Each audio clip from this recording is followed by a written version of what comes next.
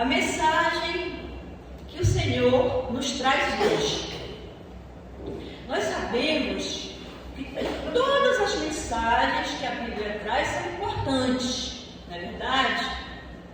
Mas tem aquelas assim que mais parecem com a gente, que em dado momento da vida da gente, elas casam mais com o momento que a gente estava vivendo, não é isso? Então, o que Deus colocou no meu coração para trazer para os irmãos hoje foi um assunto que é fundamental na nossa vida cristã. Que assunto é esse? É a relação entre fé e ação. Essa palavra ação, ela pode ser substituída por obras.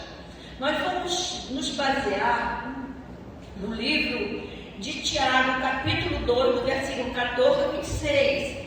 Onde Tiago nos fala sobre a importância das obras na fé, onde nós vamos ver lá no último versículo, que é do 14 ao 26, lá no versículo 26, onde ele diz que a fé sem obras, ela é morta, assim como o corpo sem o espírito é morto, a fé também sem obras, ela é morta.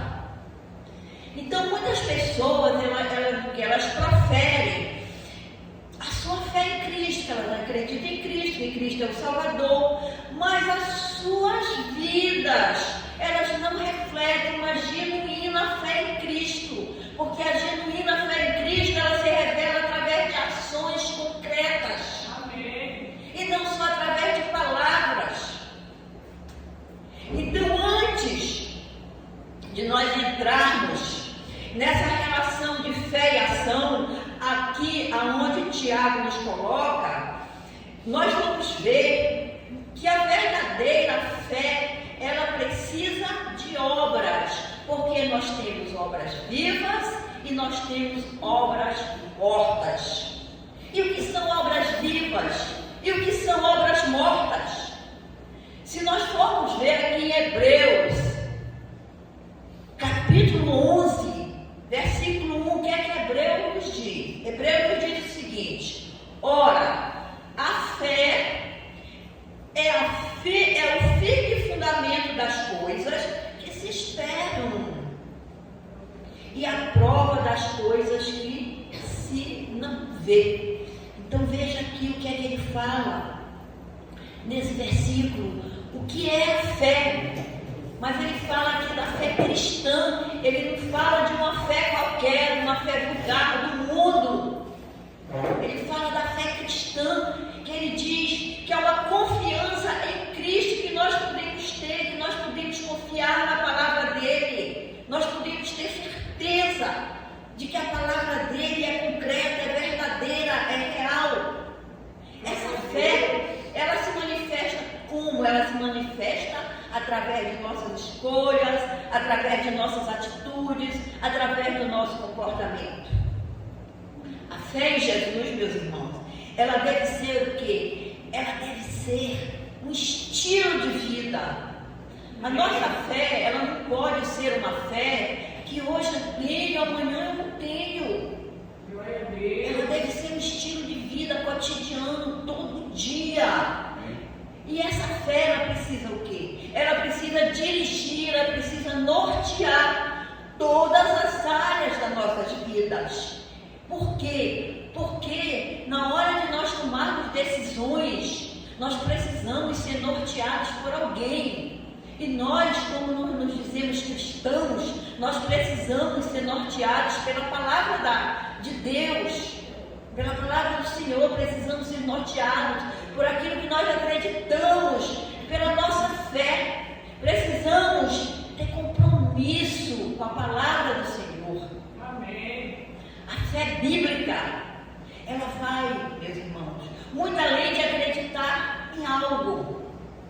Ela é o quê? Ela é uma confiança muito mais profunda em Deus.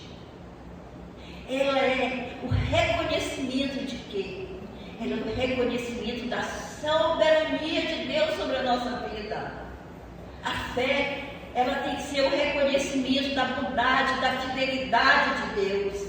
A fé, ela precisa ser o quê? Uma convicção interna, que ela vai o quê? Ela vai além das evidências físicas, que nos leva a confiar nas promessas de Deus e que nos leva também a nos submetermos à sua soberania, à sua vontade, mesmo quando a situação não é boa, quando a situação é difícil, quando nós não entendemos.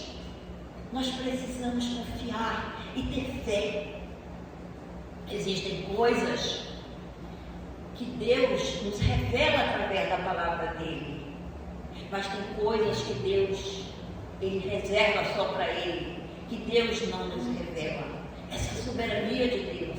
Então, meus irmãos, quando não entendermos o porquê da situação, não deixe que isso enfraqueça a sua fé. Muito pelo contrário, procure fortalecer a fé, lendo a Bíblia, lendo a palavra de Deus, acreditando que Ele sempre te dará o melhor. Amém. Ele foi capaz de dar o único filho dele por nós. Glória a Deus. E o que Ele não nos dará então? Precisamos ter confiança nessa palavra, precisamos ter essa fé genuína. A fé, eu quero dizer para você que está ouvindo que a fé, ela vai te moldar, ela vai moldar a tua vida, ela vai mudar as tuas expectativas, ela vai mudar as tuas ações. Amém.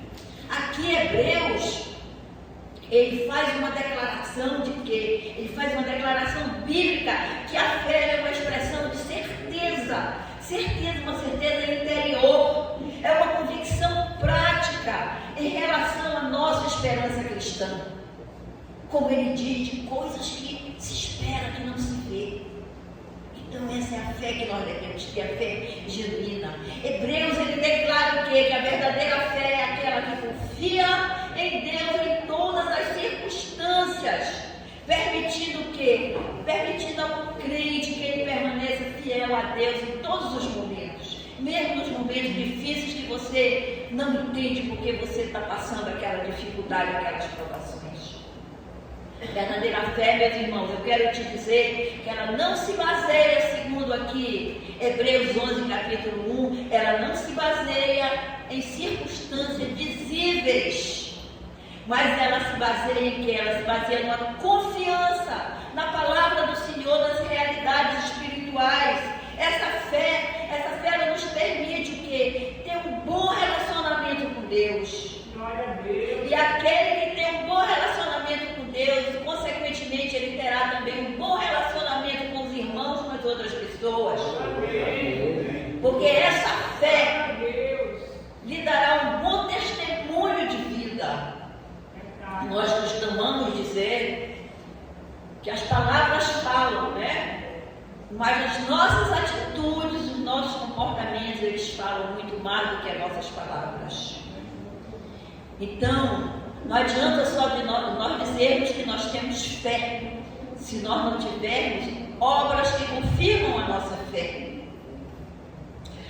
Nós vamos ver que a Bíblia, o que é que a Bíblia nos diz sobre a ação. Nós vimos um pouquinho sobre a fé, agora vamos ver um pouquinho o que é que a Bíblia nos diz sobre a ação. Aqui, como eu coloquei para você, ação e obras têm o mesmo significado. Então, a ação bíblica, ela é o quê? Ela é uma vivência cristã. Ela é uma forma ativa, visível, que ela reflete o quê? Ela reflete os ensinamentos de Cristo, as ações concretas em nós. Isso significa dizer que a fé, ela leva a pessoa a agir, a servir e amar ao próximo. Amém. A fé em ação, ela pode ser manifestada através de que maneira? Através das nossas atividades, através das nossas atitudes, através da ajuda que nós possamos dar aos necessitados, através da defesa da justiça, da prática do perdão e, finalmente, entre outros, do amor ao próximo. Então, isso são obras. A carta de Tiago aqui, meus irmãos, Ela é uma epístola do Novo Testamento, escrita por Tiago, tá? A qual Tiago é amplamente reconhecido como irmão de Jesus. E ele era o quê? Ele era líder, Tiago era líder da igreja de Jerusalém. Essa carta, provavelmente, ela foi escrita por Tiago a quem? Endereçada a quem? Aos cristãos judeus que eles estavam dispersados da Palestina, eles saíram da Palestina, possivelmente devido à perseguição.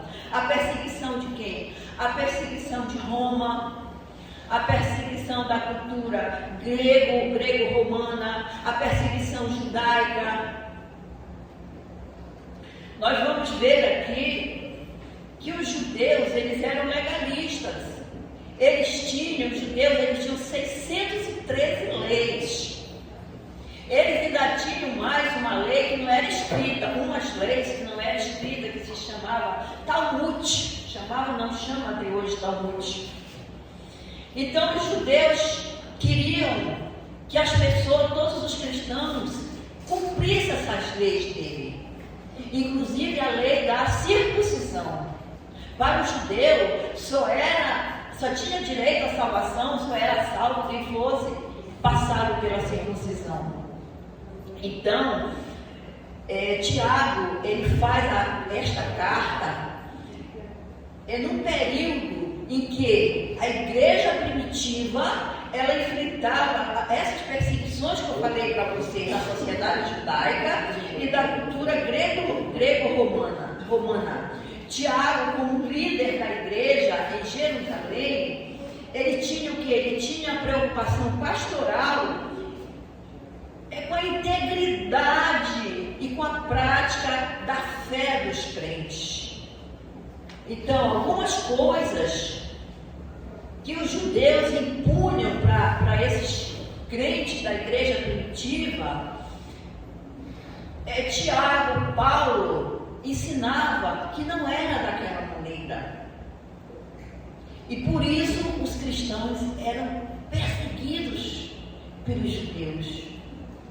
E que a gente sabe também pelo Império Romano, né?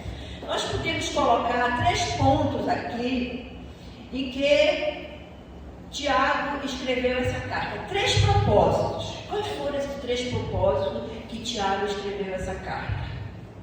O primeiro propósito foi para encorajar esses cristãos judeus que estavam sofrendo a oposição e as várias dificuldades espirituais e sociais por parte das comunidades judaicas e da cultura grega. Segundo lugar, Tiago escreveu essa carta para corrigir ideias erradas, como eu falei agora para você, que eu citei o exemplo da circuncisão, que a pessoa só seria salva se fosse circuncidado. Então, para corrigir as ideias erradas sobre a natureza da verdadeira fé e que traz a salvação em Cristo. Por exemplo, só seria salvo para o judeu, né? Como eu citei para vocês, se a pessoa fosse circuncidada.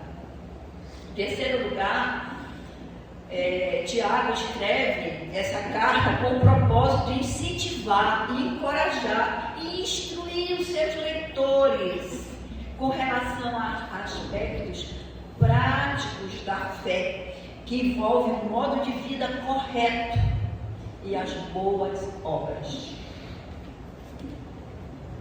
Então, Tiago, na sua carta, na sua epístola, ele diz no capítulo 2, nós vamos falar do capítulo 2 ao versículo 26. Então, no versículo 14, Tiago diz assim: meus irmãos, que proveito se alguém disser que tem fé e não tiver obras? Ele faz uma pergunta, né? Meus irmãos, que aproveita se alguém disser que tem fé e não tiver obras? Porventura a fé pode salvá-lo? Então, essa é a primeira pergunta que Tiago faz no versículo 14.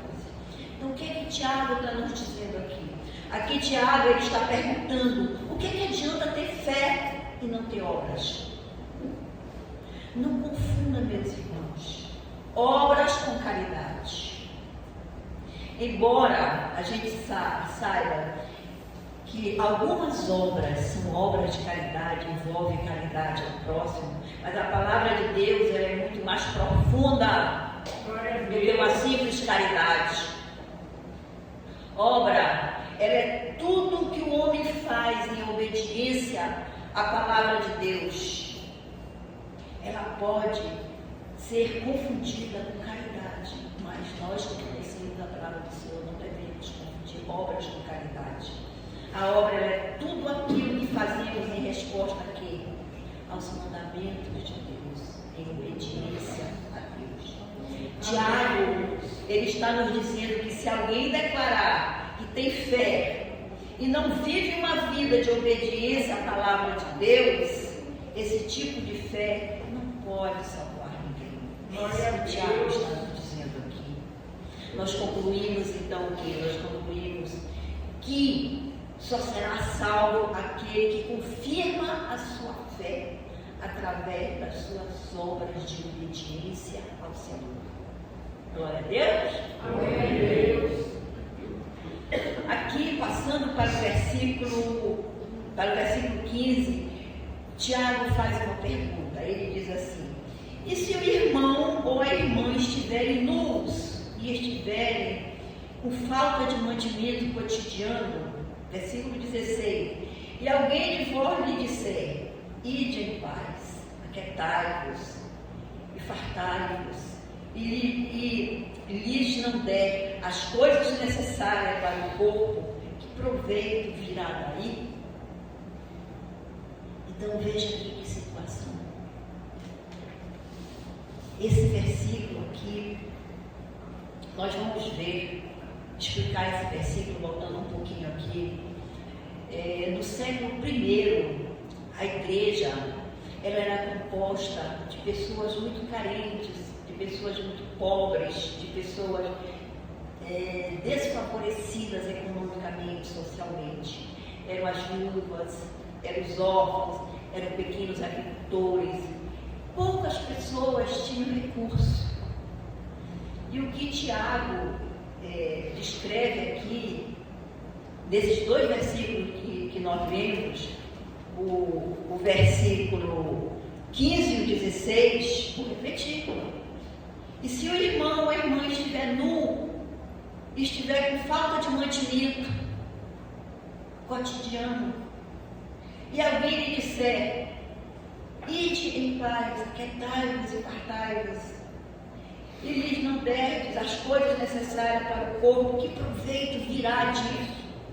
Então, no versículo 15, Tiago está colocando essa situação aqui do primeiro século após Cristo, onde a igreja era composta por essas pessoas muito pobres, muito carentes. Essa região, a região do Oriente, era uma região que quando fazia frio, era muito frio, quando fazia calor, era muito calor. Então, o que é que acontece? Essas pessoas, elas usavam a túnica para se esquentar, para se livrar do calor. Essa túnica servia de cama, servia de lençol.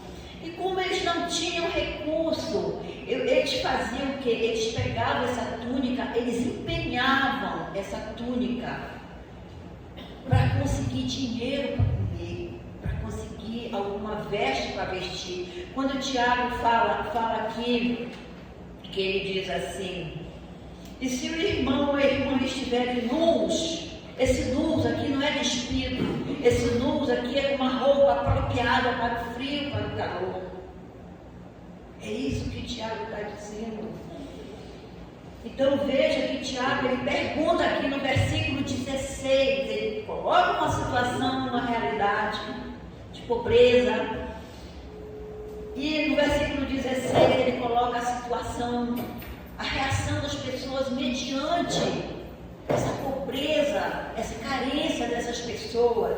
Ele diz: a tua oração vale de alguma coisa Quando você poderia ter ajudado financeiramente, não ajudou?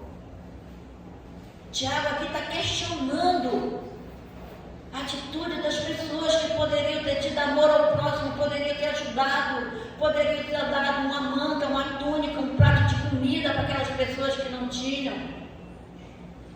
Será que essas pessoas tinham uma fé verdadeira, genuína? Será que essas pessoas praticavam a palavra de Deus, o amor ao próximo?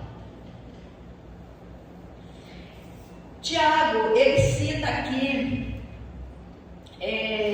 alguns argumentos.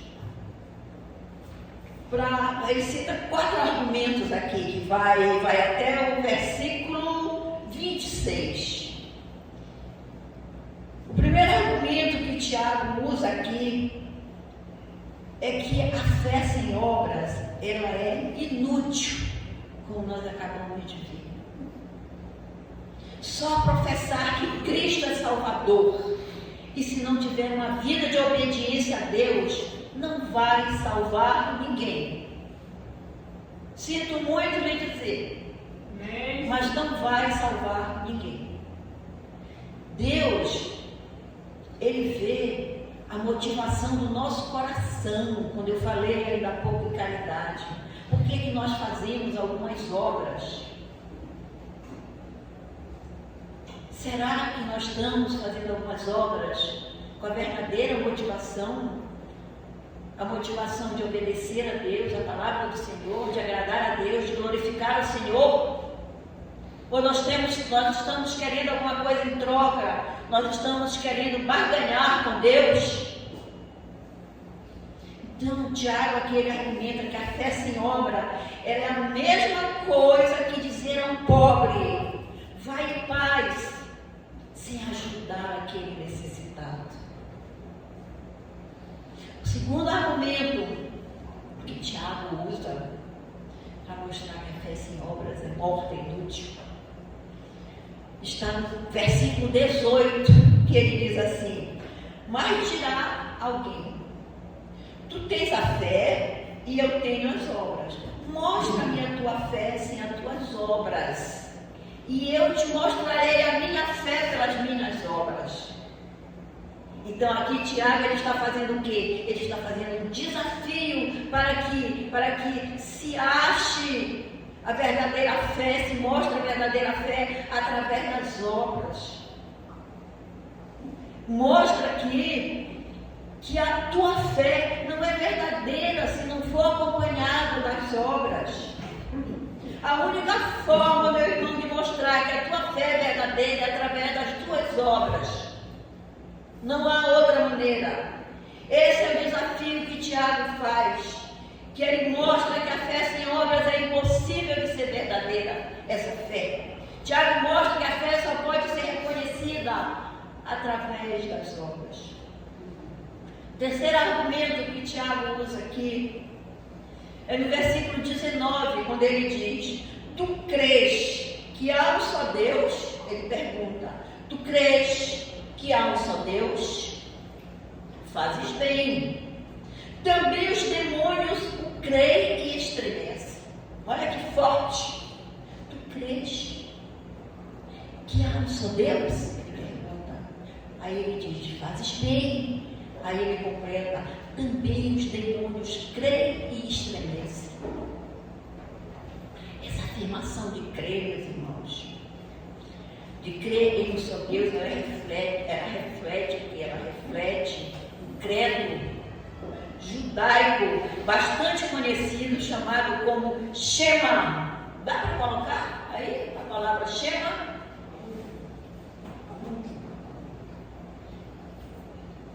Então, o que é essa Shema? É a declaração fundamental do judaísmo, que era monoteísta, que afirmava que havia um só Deus. Eles acreditavam que havia um só Deus. É também o que? A primeira palavra da oração judaica central, introduzida como. O que significa Shema? Significa ouça, escute. Ouça o que? Escute o que? Que existe um só Deus.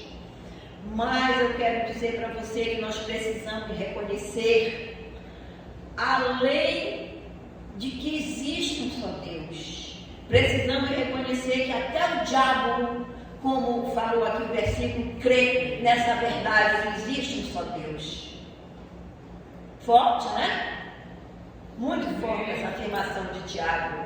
Então Tiago, ele completa dizendo que além deles crerem, eles têm o diabo, além deles crerem que há um só Deus, mas eles também tremem, eles estremecem diante da palavra do Senhor. E nós vamos ver o quê? Que o diabo estremece por quê? Que o diabo ele estremece porque ele sabe que haverá um juízo final. Que nesse juízo final os hipócritas serão condenados. Aquele que diz que tem fé e não tem obra. Faz parte de uma falsa declaração, que não treme diante da verdade, que não tem temor ao Senhor. O mais importante, que seja essa crença que existe um só Deus, só será útil, essa crença que existe um só Deus só será útil, se essa crença ela for baseada em quê? Em uma fé verdadeira, em uma fé que obedece à palavra de Deus, que confia em Cristo, que segue o seu amor, que serve o seu próximo, assim como Cristo serviu. A profissão de fé que não é acompanhada de tremor e temor diante de Deus, essa profissão é falsa, meu irmão, não é verdadeira. O quarto argumento que Tiago usa aqui, ela vai do versículo 20 ao versículo 24, que centraliza na figura de Abraão. Versículo 20 diz assim: mas, ó homem, vão, queres tu saber que a fé sem obras é morta? Uma pergunta que ele faz. Mas, ó homem, vão. Aqui, quando ele diz, ó homem, vão, ele está dizendo que esse homem não é sábio, que essa fé não é verdadeira. Queres tu saber que a fé sem obras é morta? Ele pergunta. Versículo 21. Tiago explica a vida de Abraão, que vai ser justificada quando ele oferece o seu filho Isaque ao sacrifício. Nós vamos voltar um pouquinho, meus irmãos, aqui em Gênesis. Para falar de Abraão, nós precisamos falar um pouquinho de Gênesis, capítulo 22, versículo 12. Versículo 12, o que é que a Bíblia nos fala? Nesse versículo, aparece para Abraão um anjo e diz o quê? E diz para ele: não estendas a mão sobre o rapaz e nada lhe faças, pois agora sei que temes a Deus, porquanto não me negaste o teu filho, o teu único filho. Então aqui a fé de Abraão é confirmada através das obras de Abraão. Esse filho da promessa, que durou muitos anos, que Abraão esperou tanto. Aí Deus um dia chama, pede para ele sacrificar esse filho. E Abraão, pela fé, vai lá no Monte Moriá para sacrificar o seu filho. E na hora que ele ia sacrificar o seu filho, o que é que Deus diz para ele? Não estenda a mão sobre o rapaz. Eu agora sei que tu me amas. Aqui Tiago usou a pessoa de Abraão, assim, que é a figura mais conhecida no Antigo Testamento e mais significativa na história cristã para o povo de Israel, para exemplificar uma verdadeira fé. Abraão, esse grande patriarca, que Deus fez uma aliança com ele, prometendo o quê? Deus prometeu a Abraão que daria a ele uma terra e uma descendência que seria abençoada, e nele seriam benditas todas as nações da terra, que dele viria alguém que abençoaria toda a terra. Abraão, ele é um exemplo de pessoa, aquele confiou e obedeceu em Deus. Ele saiu da terra dele, tendo apenas a promessa de Deus, de ir para um lugar onde Deus mostraria. Veja aqui o verbo no futuro, aonde eu vou te mostrar. Então Abraão confiou. Abraão saiu da casa dele, da parentela dele, e foi atrás desse lugar, dessa terra, onde Deus disse que ia mostrar, que ia abençoar não só ele, mas toda a nação, toda a terra. Então, durante anos, Abraão ele ficou esperando por um filho, né?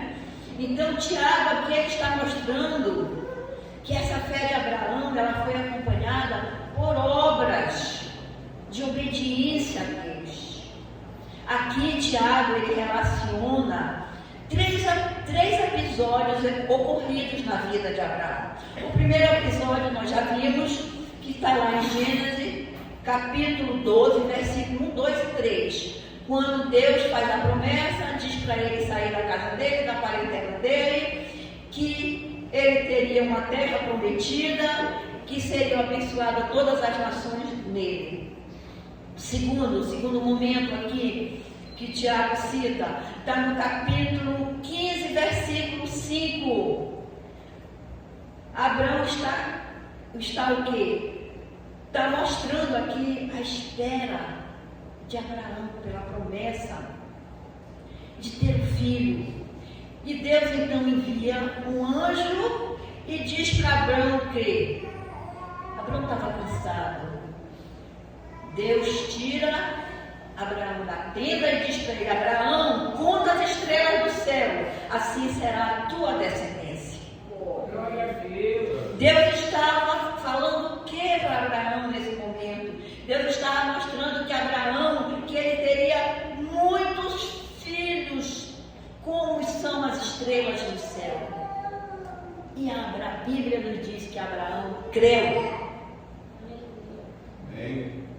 Um terceiro momento que é relacionado aqui com Abraão é em Gênesis 22, capítulo 2. Deus manda Abraão sacrificar Isaac, que nós vimos ainda agora, né? No versículo 22, capítulo 2, diz Deus a Abraão: não estendas a mão sobre o rapaz e nada faças, pois agora sei que temes a Deus, porquanto não me negastes o filho, teu único filho, o filho da promessa. Neste momento, com essa palavra de Deus, ratifica a salvação de Abraão. Neste momento, Abraão foi justificado pelas obras de obediência no momento em que Abraão ia sacrificar o seu filho. Aqui no versículo 24, Tiago diz: vedes então que o homem é justificado pelas obras e não somente pela fé. Então aqui Tiago, ele dá esse exemplo poderoso que nos mostra aqui através de Abraão, que a pessoa ela é justificada, que ela é salva, não somente pela fé, mas pelas obras, porque a fé precisa de obras. Tiago está mostrando que aonde existe a verdadeira fé, existem obras. E onde existe obras em obediência a Deus, existe a fé. As obras nascem, como diz o irmão, as obras nascem de um coração regenerado que crê em Deus, que crê e obedece ao Senhor.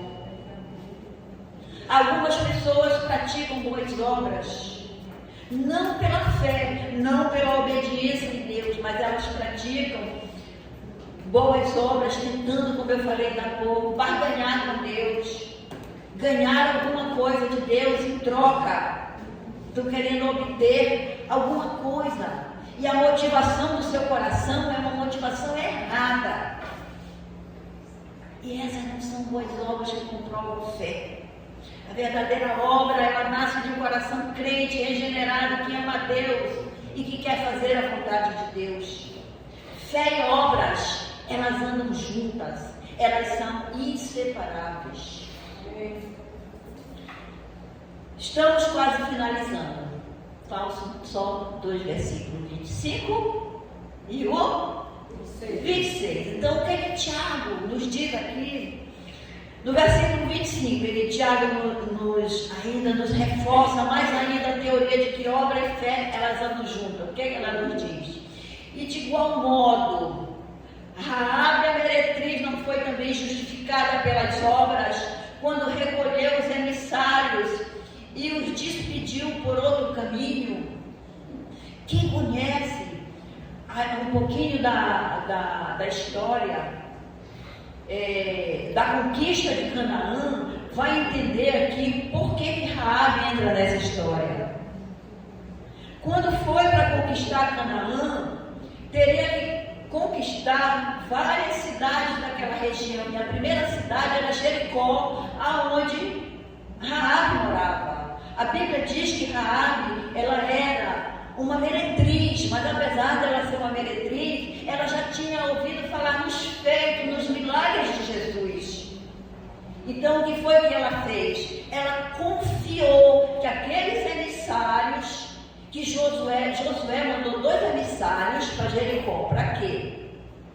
Para eles verem a situação dali de Jericó, para poder fazer uma estratégia para ganhar aquela guerra. Entendeu? Aí Josué manda esses 2 emissários. Só que o rei de Jericó descobriu que aqueles 2 emissários estavam lá em Jericó e queriam matá-los. E esses espiões, eles foram parar na casa de Raabe. E Raabe, pela fé, como ela já conhecia um pouco dos feitos de Jesus, ela esconde aqueles espiões na casa dela. E à noite ela os dispensa através de uma janela para eles descerem e ir embora já com as notícias que eram necessárias para fazer a invasão de Jericó. Então Raabe aqui, essa meretriz, ela foi justificada também pelas obras dela, porque ela reconheceu que esses emissários eram verdadeiramente emissários enviados por Deus. Ela cria na palavra do Senhor, apesar de ela ser uma meretriz. Eu pergunto para vocês, por que Tiago, além de citar aqui Abraão, escolheu também Raabe para falar sobre boas obras, para falar sobre fé? Então Tiago mostra que a regra é a mesma tanto para Abraão como para Raabe, para mostrar que a fé, ela desencadeia obras. Quem tem a verdadeira fé tem obras. Raabe, ela é citada aqui por quê? Porque mesmo mediante o risco dela morrer, porque o rei de Jericó poderia matar a ela e a família dela, né? Se descobrisse isso aí, seria considerado uma traição. Mas mesmo sob o risco de ser morta, ela protegeu aqueles emissários, aqueles espiões, que elas sabiam que eram pessoas vindas de Deus, do Senhor. Raabe reconhece que aqueles emissários eram homens enviados de Deus e protegeu aqueles homens, escondeu aqueles homens.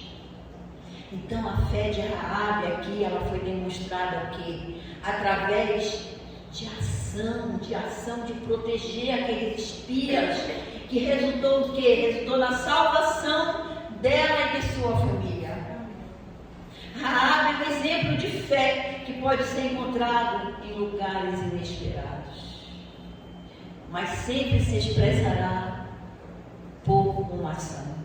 Quem poderia imaginar que dentro de um prostíbulo de uma mulher que era considerada como meretriz, ali teria alguém com fé, com genuína fé, que estava aos poucos conhecendo o Senhor?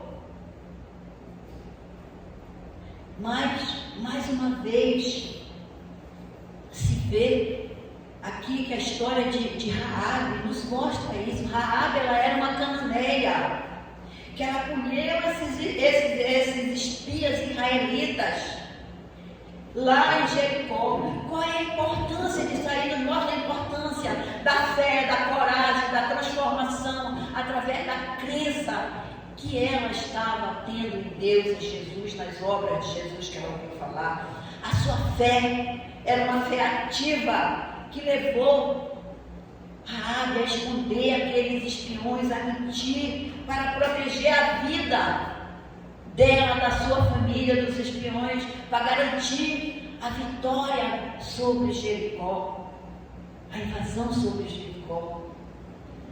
É uma fé que não deve ser teórica, é uma fé que foi praticada, que foi demonstrada através de ações.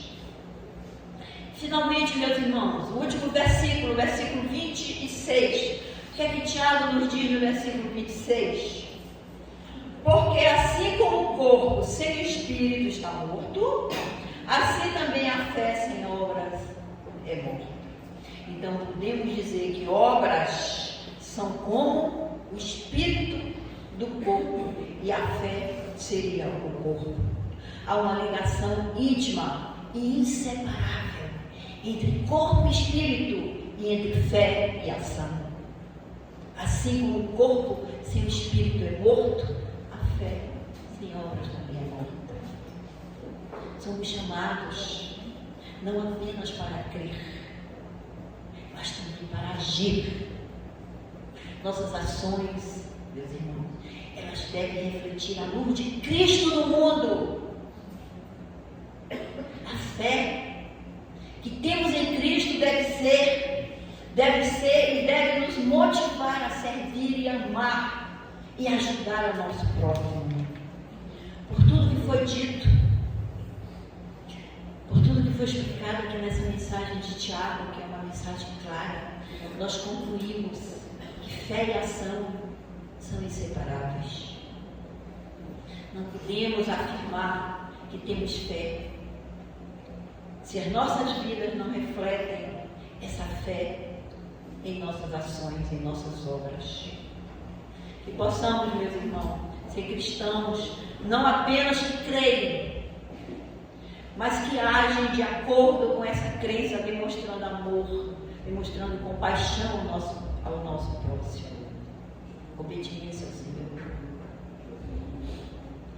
Meu irmão, que você seja um instrumento de Deus, permitindo que sua fé se manifeste em ações que glorifiquem a Deus e abençoem ao seu próximo. Amém? Amém. Glória a Deus. Amém.